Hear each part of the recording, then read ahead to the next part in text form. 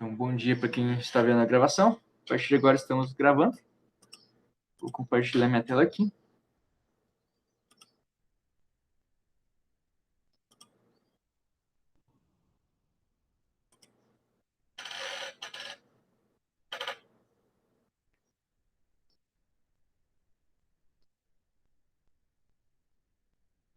Bom, pessoal, então hoje nós vamos para a nossa oitava aula. Na prática, ela está registrada como aula 7, né?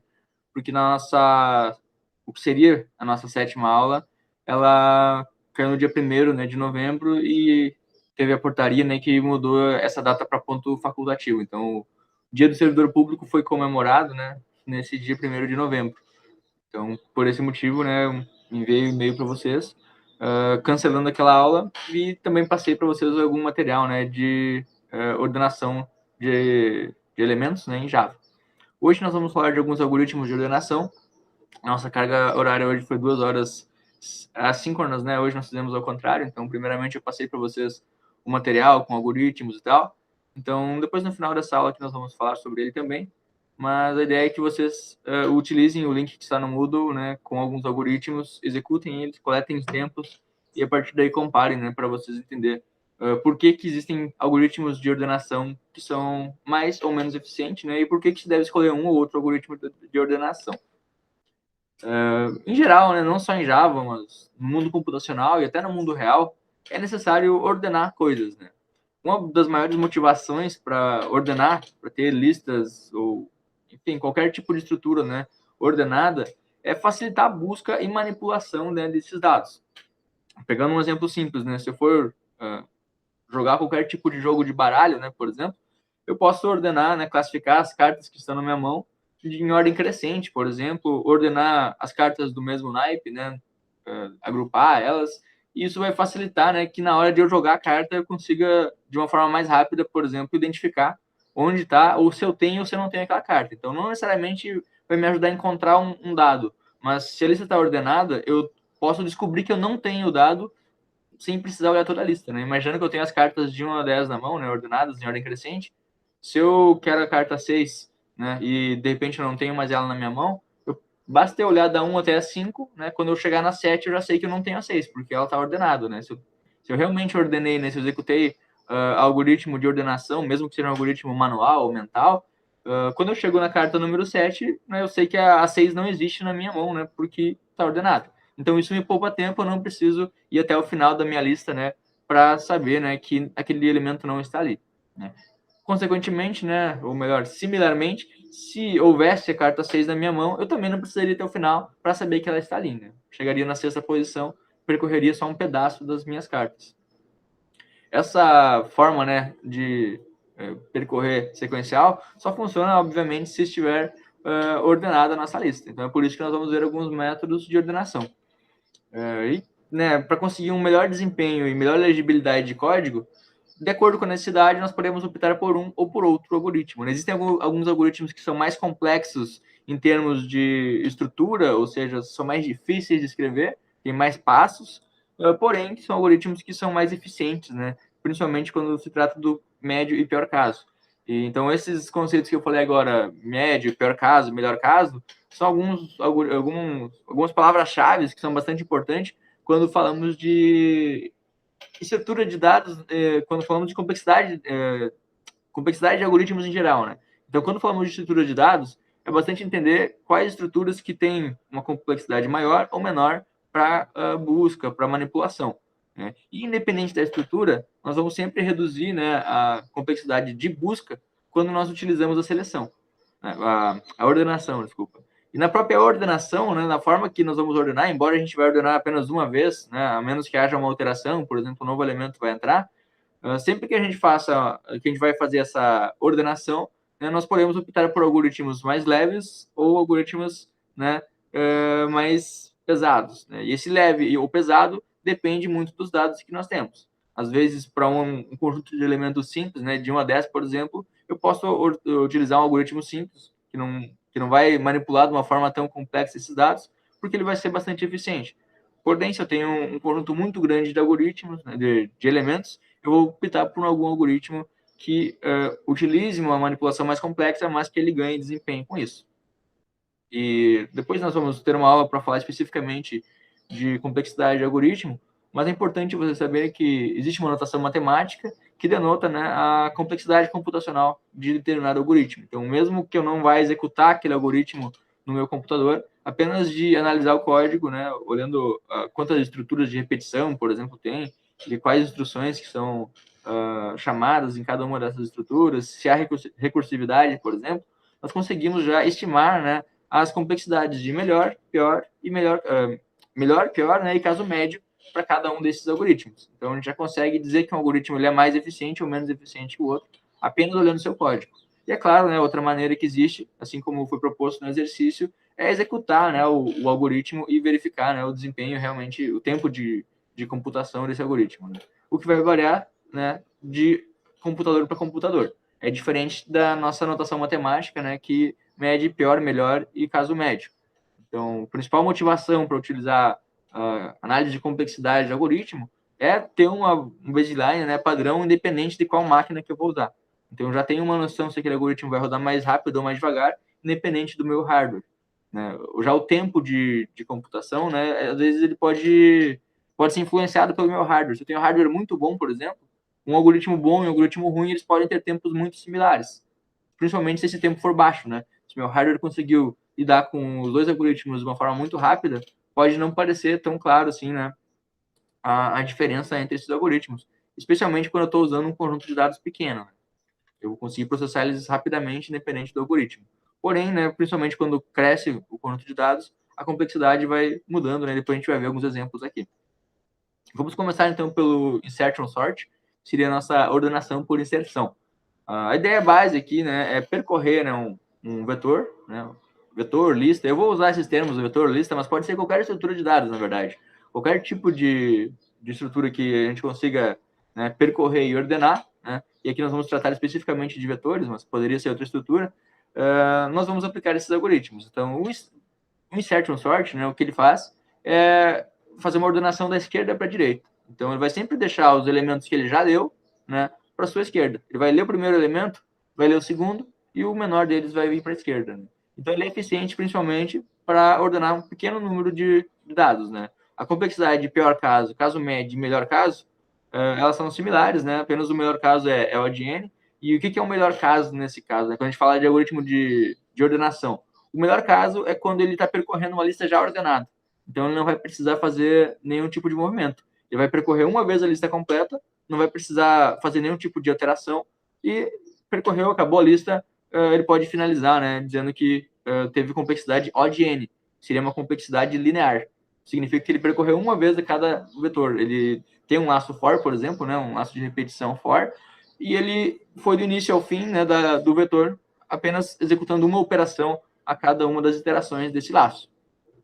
Nos piores e melhores casos, né, no caso médio, desculpa, e no pior caso, ele vai ter que fazer O de n ao quadrado, ou seja, para cada posição que existe no nosso vetor, ele vai ter que elevar ao quadrado, né, o número de vezes que ele vai percorrer. Então, ele não vai percorrer uma única vez cada posição do vetor. Ele vai percorrer, né, aquele número de posições ao quadrado. Então, o n aqui seria o conjunto de instruções, por exemplo, que ele vai executar. Né? Então, digamos que eu tenha determinado método que move, né, faz a mudança entre dois elementos do meu vetor, eu posso denotar, né, essa operação de mover, por exemplo, como n, que seria a minha operação. Então, no melhor caso, eu vou fazer O de n, né, então, n vezes, uma vez para cada iteração do meu vetor, né, do meu laço de repetição iterando o meu vetor, e o pior caso, o caso médio, eu vou levar ao quadrado esse n, né, então, se tiver 10 elementos, eu vou fazer 10 vezes 10, né, iterações. 10 vezes 10 instruções eu vou chamar para conseguir ordenar aquele vetor. Dei uma explicação um pouquinho mais detalhada agora no primeiro algoritmo, só para deixar bem claro, né, o que seria essa notação, essa complexidade, embora a gente vai abordar isso mais à frente. E agora eu vou passar um pouquinho mais rápido, né, nos próximos, sem abordar detalhadamente o caso da complexidade. Vou apenas citar, né? Então a gente vai ver que o O de n, por exemplo, é linear. Vocês já sabem que linear é melhor que o desempenho quadrático, né? E assim por diante. Né? Depois nós vamos ver outras notações também. Se nós olharmos aqui nessa animação, nós conseguimos ver que nós vamos pegar o primeiro elemento, vamos pegar o segundo elemento, né? E vamos sempre mover, né, repetidamente para a esquerda, até que o valor da esquerda seja menor. Então, nesse caso, ele está pegando 3, ele vai mover para a esquerda mais uma vez, e percebeu que o menor valor ordenado até então, né, que são os que estão com um quadradinho preto na volta, ele estava na primeira posição. Mesma coisa com 1, ele pegou um lá da metade do vetor, vai percorrendo o vetor para a esquerda, comparando com todos até, né, chegar na posição inicial. O 8, por exemplo, ele não vai mudar, porque todos à esquerda já estavam menores que ele, né? Então ele vai avançar para a próxima posição, onde tem o 7. Vai trocar pelo 8, né? E assim por diante. Ele pegou o 2 que está lá no final, e vai comparar com 8, com 7, com 6, com 5, com 3 e com 1. Só quando ele comparou com 1 que ele percebeu que o 2 é maior que 1. Então lembre que sempre a minha lista à esquerda já está ordenada. Então, por exemplo, agora o número 4 ele vai ser comparado com todos os elementos até o 3. Ele não precisa continuar comparando, continuar buscando para a esquerda, porque ele já sabe que todos os valores menores que 3, né, já estão ordenados. Então, eu não preciso repetir essa comparação, né? Vou deixar eu executar só uma vez para vocês verem de novo. Então, a minha posição, né, começa no segundo elemento, trocando pelo primeiro, se for o caso, né, pode não trocar se o primeiro valor já for 1, e assim vai continuando. Então, agora o nosso ponteiro ele vai sempre indo à direita, né, dos nossos números ordenados. Então, notem que os quadradinhos pretos eles já estão todos ordenados, olha só. Embora eu não esteja, né, não tenha, por exemplo, agora o número 2, o 4 e tal, os que estão em preto já estão ordenados. 1, 3, 5 e 6. Então, consequentemente, né, todo novo valor ele vai ser inserido, por isso que é insertion, na posição que ele melhor encaixar. O 2 vai para o início. E é por isso que, no melhor caso, a complexidade é O de N. Ou seja, eu vou verificar que 1 já está na primeira posição, não vou precisar mudar. O 2 já vai estar na primeira posição, não vai mudar. Então, se eu pegar esse vetor agora, né, depois dessa última iteração, onde ele já está ordenado, eu não precisaria fazer nenhuma alteração. Então, eu não vou precisar percorrer o vetor novamente para ver onde ele vai se encaixar. Eu simplesmente vou perceber que 1 é menor que o 2, 2 é menor que 3 e assim por diante. Então, a complexidade de melhor caso é o caso ideal, né, onde já está ordenada aquela nossa lista. O pior caso é quando a lista está inversamente ordenada, né? Se nós tivéssemos o 8 na primeira posição, o 7 na segunda e assim por diante. Seria o caso mais trabalhoso, né? O que exigiria maior esforço computacional para resolver. Então, se nós pegarmos a comparação, né, entre o melhor caso, ele vai ser extremamente rápido, né? Menos de 1 milissegundos, né? Nosso computador vai apontar com 0. Obviamente não é 0, né? É um tempo muito pequeno, mas na escala de milissegundos, né, que são milésimos de segundos, ele não chega a ocupar nenhum.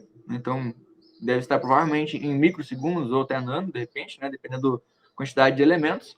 E a gente percebe que, do melhor caso, de 100 para 1000, por exemplo, não muda nada. Para 10.000, recém começa a contar 1 milissegundos, né? Porque o melhor caso, né, é linear. É bastante rápido percorrer um vetor. Porém, né, se nosso vetor não estiver ordenado, né, nós tivermos ele embaralhado, começa a já ficar um pouquinho mais complexo. Então, se tiver 100 elementos ou 1000, eu já vou estar gastando 11 milissegundos. Se eu tiver 10.000, percebe que eu estou crescendo exponencialmente aqui, né? O de n ao quadrado. Né? N ao quadrado. Então, cada vez que eu aumento a quantidade de elementos que tem nesse vetor, vai crescendo exponencialmente, né, a complexidade, ou seja, o tempo, né, necessário para percorrer esse vetor. Então, esses resultados aqui, né, foram para uma máquina específica, né, e o código-fonte para gerar e executar esses experimentos, ele já está lá no Moodle. Então, vocês vão poder repetir na máquina de vocês, né? Vocês não vão precisar programar nada, é só pegar o código que já existe, aplicar na máquina de vocês, né? Claro, mover para o GitHub esse código também, no GitHub de vocês. Nós temos uma aula explicando como inicializar o GitHub e tal. Se alguém tiver alguma dúvida, pode falar comigo, né? O GitHub no IntelliJ, né? Que é o IDE que eu sugeri a vocês, mas lembrando que pode ser qualquer tipo de IDE, né? E então, depois, quando eu passar esse exercício para vocês, né, que já está no Moodle, na verdade, a ideia é que vocês colhem lá o link, né, o endereço de onde está o código de vocês, né, para que eu consiga analisar, primeiramente, né, que vocês rodarem esse algoritmo, e, segundamente, né, que tenham lá os resultados. Então, essa tabelinha, conforme está aqui, vocês vão gerar ela novamente, apenas executando o código que eu estou dando pronto para vocês observarem, né, na prática, que realmente esses números eles vão crescer, né, dependendo do melhor ou do pior caso, né, ou do caso médio, e dependendo do algoritmo que nós utilizarmos. Então, percebam, né, insertion sort. Pode falar. No exercício é para fazer com essas 3 colunas, elementos, caso médio e melhor caso? Se eu não me engano, esses outputs já estão lá no código. Se vocês quiserem fazer completo, com melhor, médio e pior, também dá para fazer, tá? Mas fazendo assim como está nos slides já é suficiente. Se quiser comparar, né, com fim de curiosidade, principalmente, é legal ter a tabelinha completa. O que dá para variar ali é só a quantidade, que ele está fazendo com 10 mil ali, né? Então a gente tem que fazer com 100, com 1000, com 10 mil para... Você pode usar esse mesmo número de elementos para ver, porque se mudar pouco, né, se variar, aumentar um pouquinho, não vai dar tanta diferença. Né? Então, é legal ter uma variação de 100 para 1000, para 10 mil, para, né, 100 mil e para 200 mil. Professor, e cada vez que tu executa, ele dá um tempo diferente em milissegundos. Por quê? Por causa daquele random ali? Porque se fosse sempre o mesmo vetor, teria que ser igual, né? Na prática, assim, né, o computador em si, né, ele não é determinístico, né, o tempo que ele vai executar cada instrução. Isso acontece porque só de estar ligado, né, teu computador, ele vai ter várias outras tarefas, né, do sistema operacional, tá com o Chrome aberto, então ele vai ter uma concorrência, entendeu? Então nunca vai ser exatamente o mesmo número, assim, o mesmo tempo. É muito difícil tu conseguir ter um algoritmo que tu execute várias vezes e ele consiga, né, ter a mesma quantidade, o mesmo valor. Pode ser o mesmo algoritmo, executou 2 vezes, o tempo vai ser aproximado na mesma faixa, mas nunca o mesmo, é muito difícil de ser o mesmo. É só para comparar as ordens de grandeza, né? Exato, exatamente. Vai mudar, o importante é as ordens de grandeza aqui, né? Tá, obrigado. Então, quando a gente fala da complexidade, né, de algoritmo, a gente está principalmente tratando de ordem de grandeza, né? A gente meio que faz alguns arredondamentos para, de fato, ver, né, qual é a complexidade, o quanto ele vai mudar de ordem de grandeza. Temos o segundo algoritmo, então, que é o algoritmo por seleção, ou selection sort, né? Ele é parecido com o insertion sort, mas tem algumas diferenças. Então, ele sempre vai passar o menor valor, né, ou maior. Lembrando também que lá no início a gente falou de menor e tal, mas a ordenação ela pode ser decrescente ou crescente. Então, às vezes eu falo de menor valor, mas às vezes, né, dependendo do caso, ele pode ser maior. Então, para todos os algoritmos funciona assim. Eu posso querer ordenar do menor para o maior ou do maior para o menor. Então, se em algum momento eu falar, sempre o menor valor, assumam que pode ser também sempre o maior. Nesse slide aqui eu lembrei de deixar isso bem claro. Então, nesse caso, o que ele vai fazer é bastante similar ao outro, porém, ao invés dele percorrendo, né, e deixando a lista ordenada para a esquerda e só percorrer o resto, digamos assim, né, fazendo as trocas, ele vai sempre pôr para a primeira posição o menor valor. Obviamente, né, se o valor que está na primeira posição não for já for o menor, né, ele não vai fazer isso. Então, ele vai pôr para a primeira posição, né, exceto se a primeira posição for menor que ele. Depois a gente vai ver a animaçãozinha aqui, vai ficar mais evidente, né? E aqui a gente vê que pior caso, caso médio e melhor caso, eles têm o mesmo desempenho, a mesma complexidade. Então, esteja ordenada ou não, né, nesse caso, não faz diferença. Então, também não é um algoritmo tão eficiente assim. Ele é um algoritmo bastante simples, assim como o anterior, porém não é muito eficiente. Então, se nós olharmos aqui, ele vai pegar sempre o valor inicial, né, como base, e ele vai percorrer todo o vetor até achar o elemento, né, que ele vai mover para a posição inicial. Então, ele percorre o vetor, encontra o elemento, né, cada um dos elementos que ele vai ler, né, e vai trocar pelo menor. Ele vai sempre fazer essa troca, assim, né. Qual o menor do que sobrou? É o 3. Então, eu jogo o 3 para lá. Ele sempre vai guardar, então, a posição do menor valor. Né? Percebe que, enquanto no insertion sort, né, ele pegava um valor de alguma posição e inseria lá no início, aqui, né, ele vai perceber qual que é o menor valor que tem, né, ainda que não está ordenado, e vai pôr na primeira posição. Então, sempre a primeira posição vai estar ordenada na primeira iteração. Na segunda vez que ele vai percorrer o for, ele vai deixar o segundo valor ordenado. A terceira vez, ele vai ter 3 valores ordenados e assim por diante. Então, ele vai ter que ter uma interação completa para ter a lista à esquerda sempre ordenada. Por isso que, no melhor caso, no pior caso e no caso médio, não vai fazer diferença. Mesmo que a lista já esteja toda ordenada, né, ele vai ter que fazer uma interação completa para realmente ver qual que é o menor valor daqui até o final, né? Então, aqui, por exemplo, ele vai ter que percorrer todo o vetor para saber onde está 1. Troca 1 pela primeira posição, que era o 5. Né? Depois ele vai pegar o 3. Vai percorrer todo o vetor, né, até chegar na posição que está o próximo valor. Né? E assim por diante. O próximo menor valor. Né? Então, ele sempre vai percorrer o vetor procurando os menores valores e substituindo, né, pelo aquele valor que está na menor posição até então. Então, como nós podemos ver aqui, o caso médio e melhor caso, né? e se nós tivéssemos também aqui o pior caso, eles têm valores bastante similares. Como nós recém falamos, né? Ele não muda muito, né? A ordem de grandeza é a mesma aqui, né? A gente vê que tem 2 milissegundos de diferença, tem 5 milissegundos e tudo mais, mas a ordem de grandeza não muda, né? Então, provavelmente, nesse melhor caso aqui, ele teve que fazer um pouquinho menos de mudanças, né? Ou teve que percorrer um pouquinho menos, mas a ordem de grandeza é a mesma. Por mais que ajude estar ordenado já, né? A ordem de grandeza é a mesma. Assim, ele vai ter que ainda assim percorrer quadraticamente aquele vetor, ou aquela lista, ou seja lá qual for a estrutura. Então, como nós vimos, né, esses dois algoritmos não são tão eficientes. Mas se nós compararmos, né, esse aqui com o anterior, para o melhor caso, se nós tivermos a lista já ordenada, o outro é bastante eficiente, né, o insertion sort. Então, o insertion sort ele é bastante eficiente quando a lista já está ordenada, o que não é tão útil assim, né? Ele só é útil se a lista não vai precisar ser ordenada e eu só vou precisar checar se ela está ou não está ordenada. Nesse caso, o insertion sort ele é bastante útil. Se eu precisar realmente fazer operações, né, que a gente cai no caso médio, né, que é uma lista embaralhada, ou no pior caso, que é uma lista inversamente ordenada, né, nós vamos ter sempre o desempenho ruim, né, para os dois, tanto para o insertion quanto para o selection sort. Outro algoritmo que existe, né, o terceiro que nós vamos ver hoje, é o método bolha, né, ou chamado também bubble sort. Ele é chamado assim, né, porque ele vai fazer os valores borbulharem, né. Esse borbulhar significa que ele vai pegar os valores altos ou baixos, né, depende, de novo, se a gente quer ordenar da forma menor ou da forma crescente ou decrescente, né? Então, se ele quer crescente, ele vai pegar os maiores, né, para deixar para o final. Se ele quer as decrescente, ele vai deixar o menor para o início. Né?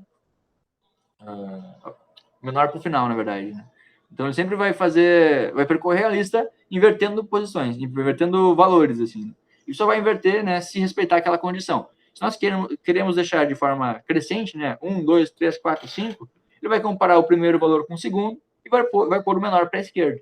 Se nós queremos comparar de forma decrescente, ele vai comparar os dois primeiros, né, e vai inverter somente, né, se o valor maior estiver para a direita.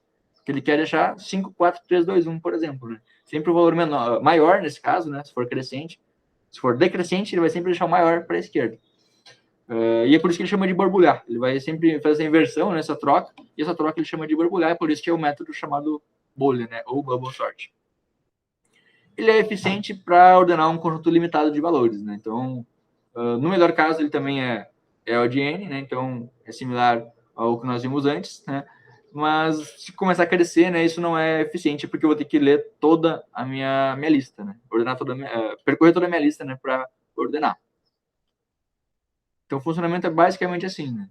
Ele vai pegar os dois primeiros elementos, né? Vou falar de novo. Os dois primeiros elementos, que é 1 e 2, vai inverter. Se for o caso, né? Se não for o caso, não inverte. O 2 e 3 também não, então não inverte. Nesse caso aqui, agora sim, né? Começando com aquele desordenado. Os dois primeiros elementos, que é o 5 e o 6, ele vai inverter porque o 5 é menor que o 6. Vai comparar o 6 e o 3, né? Vai inverter se o 3 for menor que o 6. Notem que agora o que ele faz? Ele vai seguir, né, a nossa busca, deixando o valor, assim, a esquerda não está completamente ordenada como estava antes, né? Você vai percorrer, vai andar uma posição para frente, fazendo a troca. Mas notem que a lista continua desordenada. Ele está ordenando apenas pares, né? Então, olha só, ele ordena o par, então valores consecutivos, eles estão ordenados. Mas, por exemplo, o 2, que foi para a esquerda agora, ele é menor que o 3, que tu fala no início. Então, mesmo que ele faça isso até o final, vai ter que fazer uma nova iteração, voltando lá no início, para ver novamente se tem valores desordenados. Né? Então, ele vai percorrer assim múltiplas vezes, né? Mais uma iteração, vendo se o 3 é menor que o 5 agora, vai inverter, vai ver se o 5 é menor que o 1, vai inverter. Então, aqui já dá para ver, né? Só na animação, a gente já percebe que está levando mais tempo, né? Do que se tivesse ordenado, né? Ou do que seria os códigos que nós vimos anteriormente. Né? Então, o 7, por exemplo, agora já é maior que o 6, nem precisa trocar. O 2 é menor que o 7, tem que trocar. Ô, professor, como é que ele faz o critério de parada? Como é que ele sabe quando ele vai ter que parar? Senão ele vai ficar percorrendo infinito. Não, ele tem um ponteiro para saber qual que está ordenado. Então, ele começa com nenhuma posição ordenada, ele percorre uma vez, ele considera que a última está ordenada, depois, na segunda vez, a penúltima está ordenada, então percebe que o 7 e o 8 eles estão com uma bordinha ali, né? Isso significa que eles não precisam mais ser comparados. Entendi. Então, vai ficando os valores maiores à direita, entendeu? É similar aos outros, né, que deixam o menor para a esquerda, mas é o contrário. Então, na prática, quando nós tivermos um laço for, O que vai mudar, assim, é que nós vamos decrementar, né, a última posição que nós vamos percorrer. Então, quando nós percorremos uma lista, né, em situações normais, nós sempre percorremos do valor da posição 0 até o vetor menos 1, né, o tamanho menos 1. Então, tem 10 valores, nós vamos percorrer da posição 0 até a posição 9. Nesse caso, quando nós vamos fazer o executar o bubble sort, nós vamos sempre descontar o nosso valor final. Então, nós vamos ter um índice que vai armazenar o valor final, né, que começa com o valor 9, por exemplo, né, se for uma lista de 10 elementos, né, posição 9. E quando nós executarmos a primeira vez o nosso laço for, nós vamos decrementar aquele 9, por exemplo. Agora vai ficar 8. Então, nós vamos percorrer até 8 na segunda vez. E assim por diante. Então, nós vamos sempre mudar o último elemento que nós estamos percorrendo. Quando ele chegar na última execução, ele só vai percorrer o primeiro valor e aí é o critério de parada. Acabou a execução do nosso bubble sort. Beleza? Se for alguma dúvida, pode interromper. O melhor caso, então, é aquele caso onde ele vai percorrer, né, linearmente, ele não vai precisar percorrer duas vezes, porque toda vez que ele, todo momento, né, que ele fez a troca, que ele comparou, na verdade, ele não fez troca, então ele consegue chegar no final sabendo que não fez trocas, acabou. Então, basicamente, essa é a ideia. Conseguiu percorrer a lista uma só vez e não fez nenhuma troca, é o melhor caso, então, ok. O desempenho é bastante bom. Por exemplo, porém, né, no caso médio, ele começa a ficar bastante ruim, né, pior do que os outros, como nós acabamos de ver aqui. Né? Então, não é um algoritmo muito eficiente se a nossa lista não estiver ordenada. A nossa lista embaralhada, que é o caso médio, acaba crescendo bastante, né? Que quando tem 200 mil, né? Ele já vai para casa de 81 segundos, né? 81 mil milissegundos é 81 segundos e meio, né? 0,6, na verdade. Por fim, né, nós vamos para um algoritmo finalmente um pouco mais eficiente, né? Especificamente quando nós estamos falando de dados desordenados, né? E se nós tivermos bastante dados. Ele usa uma abordagem que é chamada divisão e conquista. Então, basicamente, essa abordagem, assim, já, né, não só nesse algoritmo, mas essa abordagem geral de dividir para conquistar, é uma abordagem principalmente adequada para problemas mais complexos, onde nós podemos quebrar esse problema complexo em problemas menores, né, para resolver de forma mais simples. E no final das contas, nós vamos ter vários pequenos probleminhas que, quando nós tivermos todas as soluções dele, né, somadas, nós vamos resolver aquele problema maior. Então, nesse caso, o problema em si é o problema de ordenação. Então, nós vamos pegar uma lista desordenada, ou, né, pode estar eventualmente já ordenada, mas especialmente quando ela está desordenada, né, nós vamos fazer, né, quebrar a complexidade dela em várias pequenas etapas. Então, como eu falei, né, o resultado final do problema ele vai ser basicamente, né, a soma de pequenos probleminhas que eu estou resolvendo. Então, a complexidade de pior caso, ela continua sendo ruim, né? Porque se estiver totalmente desordenado, embora que seja um algoritmo mais inteligente, ele ainda vai ter que fazer na ordem quadrática, né? O número de comparações. Mas no caso médio e melhor caso, ele vai percorrer, né, na ordem logarítmica, que é bem mais rápido, né, do que na ordem quadrática.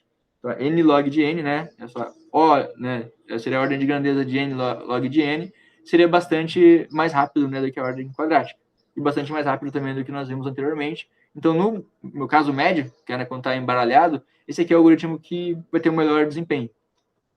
Então, basicamente, ele não está zerado aqui. Deixa eu só ele acabar para ele zerar aqui. Nesse caso, ele já tem algumas listas ordenadas, né? Aqui. Vamos ver se eu consigo resetar a animação, recarregar talvez.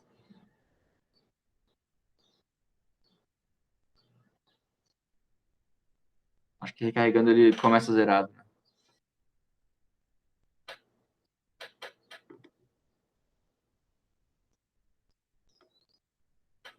Está travado para vocês a imagem, né? Que ele está atualizando para mim.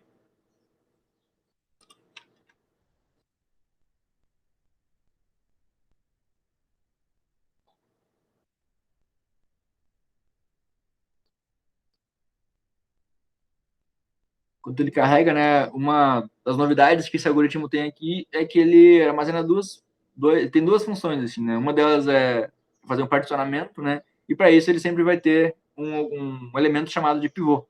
Ele pode escolher aleatoriamente qualquer um dos momentos para ser um dos elementos, né, da lista para ser o pivô. E a partir desse pivô ele vai trabalhar para deixar os elementos menores para a esquerda desse pivô e os maiores para a direita. Então ele vai sempre quebrando, né, sucessivamente, fazendo essa divisão, assim, né, de valores menores ficam para a esquerda e maiores para a direita. Demorando um pouquinho para carregar aqui. Acho que era mais rápido ter esperado o algoritmo acabar de ordenar. A conexão ficou lenta aqui no PC.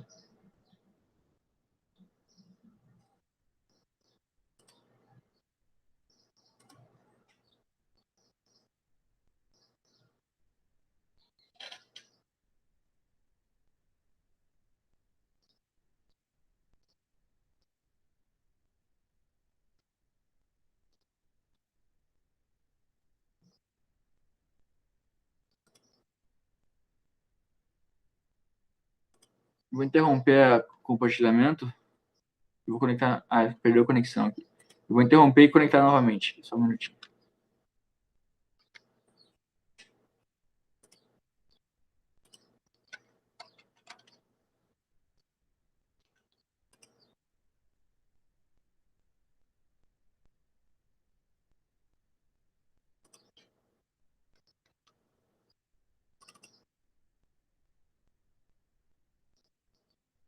Eu estou usando o celular para gravar, é por isso que não caiu a conexão no celular. Está numa rede diferente da rede do computador, que acabou de cair a rede.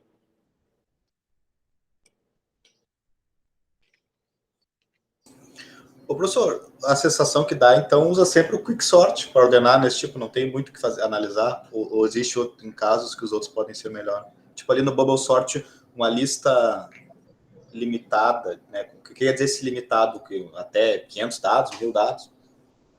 Na prática vai depender, né, esse número é um pouco relativo, né? Ele vai depender da capacidade de processamento da máquina, né? Então, quando falamos limitados, é um tamanho moderado, né, de acordo com aquela capacidade de processamento. É por isso que tem a questão, né, de análise de algoritmo, assim, né, ela é um pouco abstrata nesse sentido, né? Ela não tem um valor, assim, em segundos, por exemplo, porque vai variar, e, consequentemente, esse limitado pode variar também. Então, tanto o tempo quanto o valor absoluto de elementos, ele pode ser relativo, né? Às vezes eu tenho um elemento que pode ser muito pesado, ele pode ser um objeto, por exemplo, com, né, muita informação naquele objeto, então vai demorar um pouquinho mais para eu processar aquele objeto inteiro, né? Conseguir carregar ele para memória, verificar qual é o atributo que eu vou usar para ordenar e tudo mais. Então, esse limitado, né, não existe uma resposta exata para dizer o que é limitado, né? Mas a ideia é que seja menor, sejam pequenos, né? E é por isso que é importante sempre executar. E vai ser até interessante esse algoritmo, esse experimento que vocês vão fazer agora, que a resposta para a tua pergunta ela pode vir no próprio experimento, né? Porque a gente vai conseguir ver até que momento que vale a pena ou não vale a pena usar cada algoritmo. Entendi.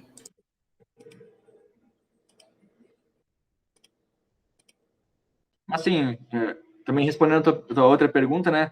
Se tu não sabe, né, se é uma aplicação que tu não tem domínio, né, sobre a quantidade de elementos que vai ter, ou que pode variar e tal, o recomendado sim é usar o Quicksort. Então, ele é em geral, assim, né, ele é o melhor algoritmo. Se tu procurar no Google qual é o melhor algoritmo de ordenação, vai aparecer lá o Quicksort como recomendação. Isso que é importante você saber que dependendo, né, do contexto, pode ser que algum algoritmo ganhe dele, né? Obviamente para dados ou já ordenados, né, que não vai fazer tanta diferença usar o quicksort ou naqueles métodos iniciais, que nós vimos que é bastante rápido também, ou principalmente, né, para um conjunto muito pequeno de dados, que não é necessário fazer toda essa quebra em partes, assim, né? Bubble quicksort. Beleza. Aqui, nós temos uma lista embaralhada, ele vai selecionar aleatoriamente o pivô, nesse caso ele pegou 3, né, então o valor que está tá com pretinho atrás ele é o pivô, ele vai sempre pegar da última posição à direita e a primeira da esquerda para verificar qual que é maior entre elas.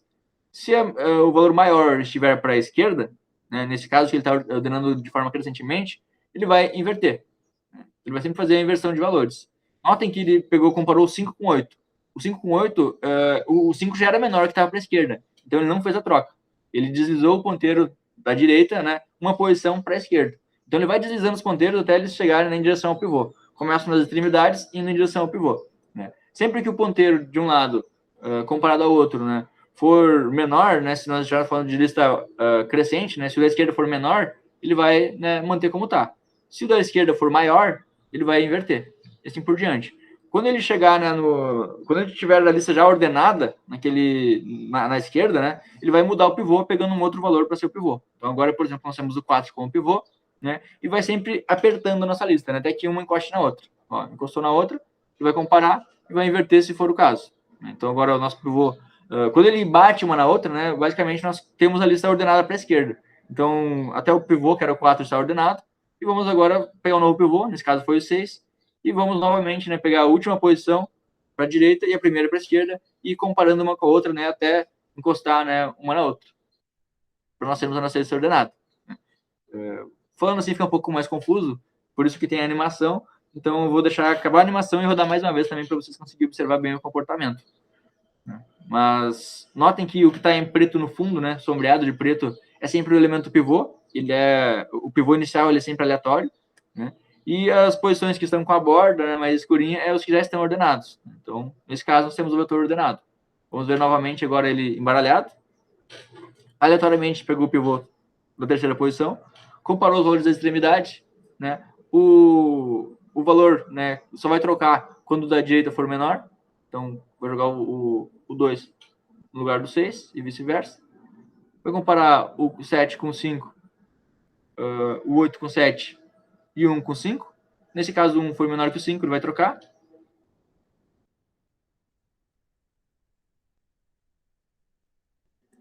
Chegou no pivô, ele vai pegar um outro pivô agora. Pegou um com o pivô, 1 e 2, ele vai verificar, né, que o pivô ele tem que ir para a esquerda. Ok, o pivô já chegou na primeira posição, né, vai verificar, checar que o pivô realmente está na primeira posição, então ele já sabe que os valores para a esquerda já estão ordenados. Pegou o 2 com o pivô, viu que o 3 já está na sua direita e o 1 na sua esquerda, já está ordenado até o 13, então. Pegou outro pivô agora, que é o 4, verificou, né, comparou o 4 e o 5, viu que o pivô ele é menor do que o valor que estava no final, então ele trocou. Vai comparando.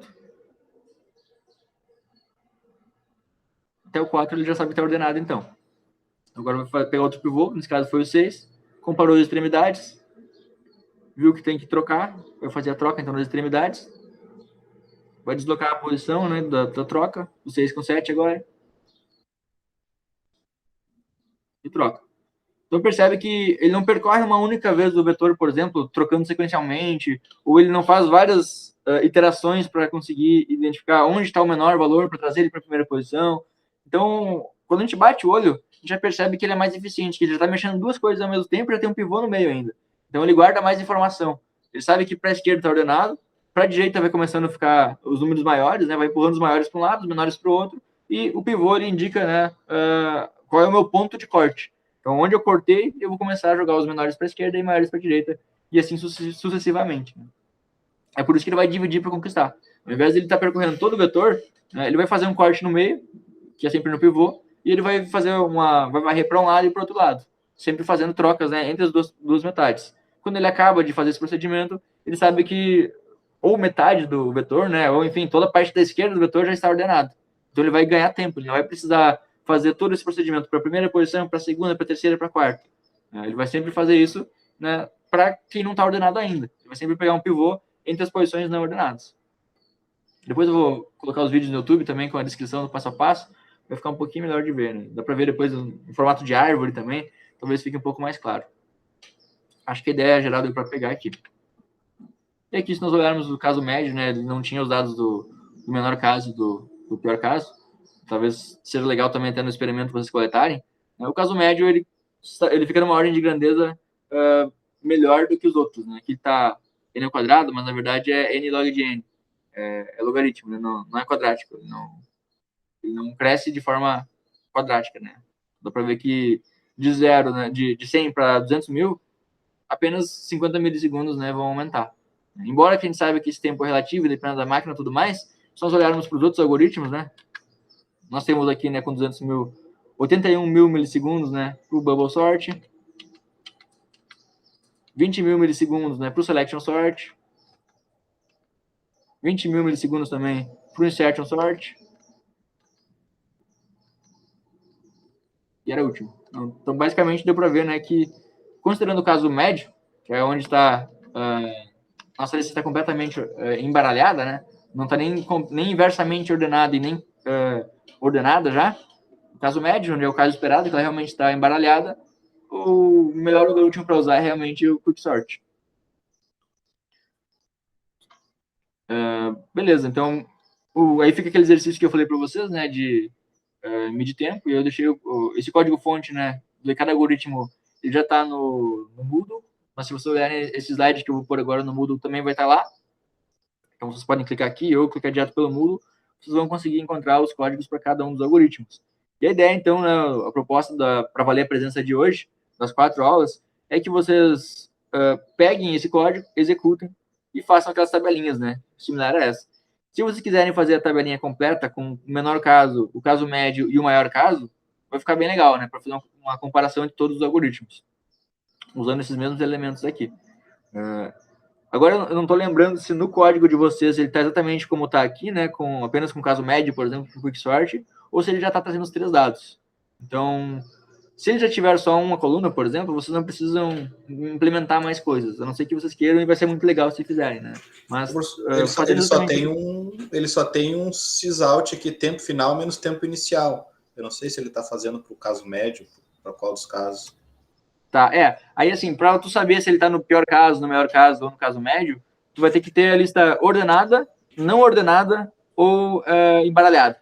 Então dá para até fica fácil de fazer, na verdade. É só vocês terem 3 entradas diferentes, né? Eu faço uma sort lists, uma random list e uma, como é que é a outra? Uma ordenada, uma inversamente ordenada, né? E outra aleatória. Mas se vocês não quiserem complicar, fazendo só o caso médio, por exemplo, que é só a lista aleatória, né? Que é a lista embaralhada, já é suficiente para nós conseguirmos comparar os algoritmos. Né? Então, não vou exigir de vocês, né, além do que está no código. O importante é só que vocês tenham consigam executar para ver qual algoritmo é melhor. Esse é o objetivo da aula de hoje. Quem quiser fazer essa análise mais completa vai ser algo legal. Né? Vai ter um maisinho lá na nota no final. Não vou descontar de quem não fizer. Ok. Bom, beleza. Então, a ideia de hoje, né, é que vocês entendam que tem algoritmos diferentes. Alguns são mais rápidos, outros mais lentos. Alguns são mais complexos, outros mais fáceis. Cada caso é um caso, né? Em geral, nós temos o Quicksort como o vencedor do caso médio. Principalmente para quando nós temos valores, né, de grandes proporções. E lembrando, né, que no cenário real, nem sempre nós sabemos o tamanho de dados que nós vamos ter. Se eu vou entregar um sistema, eu não sei quantos dados vão ter, principalmente se esse dado vai crescer ao longo do tempo, usa logo o Quicksort, né, que eu sei que não vai degradar. Às vezes não adianta eu implementar um algoritmo que, para pouquinhos dados, ele é eficiente, ele consegue fazer o que precisa de uma maneira rápida, se quando começar a ter milhares ou milhões de dados lá, ele vai degradar a performance a ponto, né, de ficar um tempão calculando algo que não precisaria ser assim. Então, podemos pegar como exemplo aqui, né, no BubbleSort, por exemplo, né. O BubbleSort é um exemplo, né. De repente eu vou fazer um sistema para cadastro, né, de clientes para uma loja. Aquela loja tem menos de 1000 clientes. Testei aqui rapidinho, deu 15 milissegundos. Tá ok. 15 milissegundos por caso médio, então, tudo bem, tá bom assim, né? Não preciso de usar o Quicksort, por exemplo, né? Aí passa um tempo, né? Daqui a pouco, né? A loja começou a vender e tal, tem mais clientes. Daqui a pouco já começa a demorar, né? 200 milissegundos, né? Já começa a ficar um pouco mais perceptível para o usuário. 15 milissegundos é quase que instantâneo, né? Para o tempo, né? Para a percepção humana. Quando já é 200 milissegundos, já é 1/5 de segundo, né? Então, ainda é rápido, né? Uma fração de segundo, não dá para ver, mas daqui a pouco vai começar a crescer. Quando tiver 100 mil, o sistema já vai ficar 20 segundos ordenando aqueles dados, né? Daqui a pouco tem 200 mil, vai ficar 81 segundos, mais de 1 minuto e meio quase, ordenando dados. Sendo que, se eu usasse logo o Quicksort, ele levaria, né, uma fraçãozinha, né, de 50 milissegundos que o usuário nem consegue perceber. Ou seja, na dúvida, usa Quicksort logo. Bom, é isso então. Tá lá no Moodle já a tarefa para a presença de hoje. E a próxima aula, que seria a nossa aula 9, então nota que eu comecei falando que é a nossa aula 7 hoje e agora pulei para 9, justamente porque a aula 7 e a 8, elas foram comprimidas, né? As duas falariam de método de ordenação, porém na aula 7, né, foi no dia 1º de novembro. Então, aconteceu, né, que nós comprimimos os conteúdos das duas aulas numa só, né? Porque também foi possível. Eu acho que a aula de hoje, assim, foi compacta, mas ela foi suficiente para mostrar, né, o funcionamento de cada algoritmo, né? E vocês têm 2 horas da aula de hoje também para executar, né, os códigos que vocês já têm. Então, vocês não vão precisar perder tempo implementando, pesquisando como faz o código. É só pegar, rodar e entender como funciona, né? Basicamente, essa aula serviu para isso, para entender como funciona. Agora, vocês olhando o código, vocês podem comparar o código com o slide, né? No slide que eu vou passar para vocês também tem a animaçãozinha. Vou passar também o material, né? Aulas no YouTube, assim, que mostram animações mais especializadas para cada um dos algoritmos. E com isso, né, nós vamos conseguir realizar a atividade prática da aula 9, que é o nosso sábado letivo. Então, no nosso sábado letivo, a ideia, né, é que vocês apliquem o melhor algoritmo de ordenação, pode ser o Quicksort, né, para ordenar dados, né, dentro de um contexto que eu vou passar para vocês. Né. Eu estou vendo ainda se vai ser necessário comparar, mas acho que só de ter o melhor algoritmo já vai ser o suficiente. Mas eu vou pôr o enunciado agora, até sábado vai estar lá certinho o enunciado no Moodle, beleza? Então, por hoje a aula fica aqui. Vou interromper a gravação. Se alguém tiver alguma dúvida, fica à vontade. Então tá, professor, até quinta. Quinta vai ter aula síncrona ou assíncrona? Vai ser a mesma ideia de hoje, assim, metade. Então tá, obrigado. Beleza, valeu. Até, Jonathan, valeu.